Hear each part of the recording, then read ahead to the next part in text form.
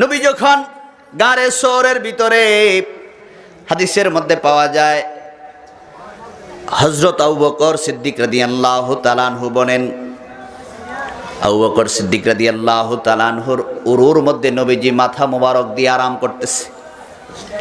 হযরত আবু বকর সিদ্দিক রাদিয়াল্লাহু তাআলা আনহু চেহারাটা মলিন, কাফেরদেরকে দেখা যায়।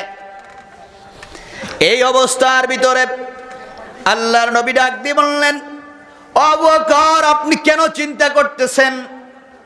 এমন সময় হযরত আবু বকর সিদ্দিক রাদিয়াল্লাহু তাআলা আনহু ডাক দিয়ে বললেন, ইয়া রাসূলুল্লাহ, আবু জেহেল যদি তার পায়ের দিকে তাকায়, কিসের দিকে? সে যদি তার নিচের দিকে, পায়ের দিকে যদি তাকায়, তাহলে তো আমাদেরকে দেখে ফেলবে। আল্লাহ রাসূল বললেন, আবু বকর আপনি ভয় পাবেন না, ওহী চলে আসছে, লা তাহজান ইন্নাল্লাহা মা'ানা।